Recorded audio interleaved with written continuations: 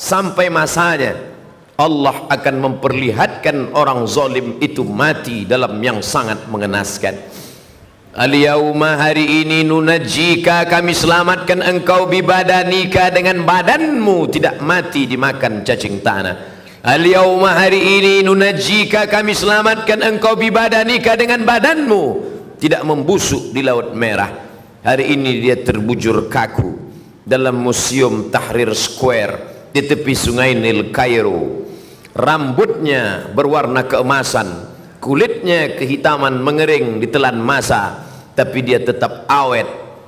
Bagaimana membedakan dia Ramses II dengan mumi-mumi yang lain? Mana yang mumi yang mengejar Musa?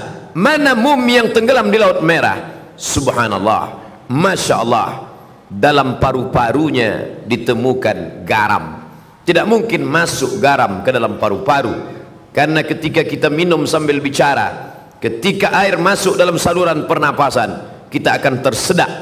Itu kuasa Allah. Tidak mungkin air gula, air garam masuk ke dalam paru-paru. Tapi Fir'aun mati dalam keadaan sangat mengenaskan dan menyakitkan. Falamma adrakahul gharaqu, ketika dia tenggelam di Laut Merah, air itu masuk ke lubang hidungnya, masuk ke telinganya, dan yang paling menyakitkan, masuk ke saluran pernapasannya. Dia tak bisa tersedak di dalam Laut Merah. Akhirnya garam itu masuk ke paru-parunya. Ketika dibuka oleh para pakar, inilah dia orang yang mati di Laut Merah. Allah tunjukkan signal, ada tanda-tanda bergaram paru-parunya, paru-paru yang tidak bisa dimasuki air apapun karena kuasa Allah. Tapi musuh yang satu ini disakitkan dengan sakit yang luar biasa. Mati itu adalah sakit, sampai-sampai dikatakan seperti tebasan pedang di tempat yang sama beratus kali, sampai-sampai dikatakan seperti kambing yang dikuliti hidup-hidup. Tapi yang menyakitkan di atas sakit dialami oleh Fir'aun, maka dia merasakan kematian itu. Akhirnya yang berkuasa, yang zalim itu mati juga. Yang kaya mati, yang miskin mati, yang ganteng mati, yang jelek, yang buruk juga mati. Yang pernah berkuasa sehebat Fir'aun, hari ini tegak kekuasaannya dalam bentuk piramid, satu di antara 7 keajaiban dunia. Sampai saat ini tak terpecahkan bagaimana menyusun batu-batu besar yang beratnya mencapai 2 ton, tapi bisa dibangun dengan simetris. Ada 3 lubang makam di dalam.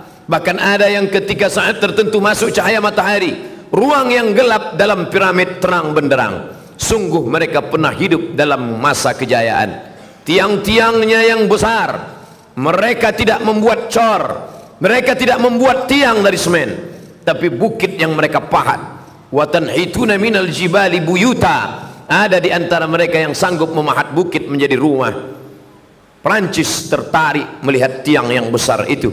Mereka bawa kapal membawa tiang besar dari Mesir menuju Paris, Prancis. Sampai hari ini mereka tegakkan di tengah kota Paris. Apa maknanya? Generasi belakangan tertarik dengan peninggalan-peninggalan Fir'aun, tapi itu semua hanya sebagai saksi sejarah bahwa orang yang zalim berkuasa itu pada akhirnya mati. Ibrahim meninggal, Namruz mati.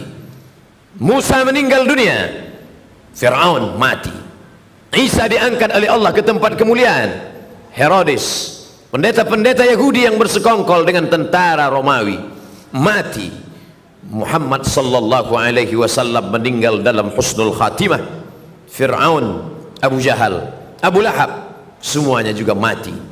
Manusia mati meninggalkan nama. Binatang akan mati meninggalkan belang. Harimau mati meninggalkan belang. Gajah mati meninggalkan gading. Manusia mati meninggalkan nama. Nama yang baik atau nama yang buruk. Goreskanlah dengan tinta emas, bukan karena ingin dikenang sepanjang masa, tapi hanya ingin agar ketika nama-nama orang baik masuk ke dalam surga yang dijanjikan Allah, wasiqal ladzina taqau ilal jannati zumara, ketika orang-orang bertakwa itu digiring masuk ke dalam surga, Allah sampaikan salam untuk mereka. Malaikat membacakan salam itu, salamun qaulam mir rabbir rahim, selamat untuk kalian, bukan dari presiden, bukan dari gubernur, mir rabbir rahim, dari Rabb yang maha pengasih lagi maha penyayang. Saat itu mereka diundang dengan undangan kebaikan, dengan undangan kelembutan. Ya ayyatuhan nafsul mutmainnah, wahai jiwa yang tenang, irji'i, kembalilah.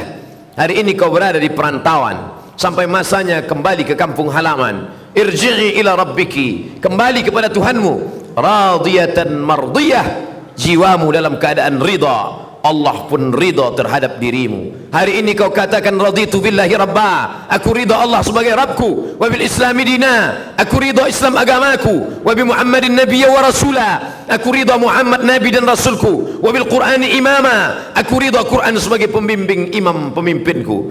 Tapi Allah belum tentu ridha kepadamu. Tapi bila kau istiqamah memilih jalan Musa, jalan Isa, jalan Muhammad sallallahu alaihi wasallam, kau akan dipanggil dalam keadaan radiyatan mardiyah. Fadkhuli fi ibadi, masuklah dalam golongan hamba-hambaku. Wadkhuli jannati, masuklah ke dalam surgaku. Hari itu kau tak merasakan kesakitan.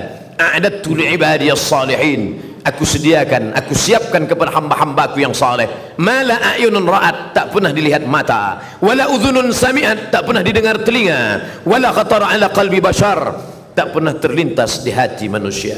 Berapapun usia yang dititipkan Allah, selama hayat di kandung badan, selama ruh masih berada dalam jasad, selama jantung masih berdetak, selama darah masih mengalir, selama masih dipompakan nafas oleh paru-paru, beramal soleh menjadi tujuan. Tapi puncak dari segalanya adalah ilahi anta maqsudi, engkau yang kumaksud, bukan surgamu, bukan takut nerakamu. Ilahi anta maqsudi wa ridhaka matlubi, ridhamu yang kucari. Karena ketika dapat ridha, surga sudah di tangan. Kalau masuk surga belum tentu memperoleh ridha. Allah bertanya kepada mereka yang di surga, "Madza turidun?"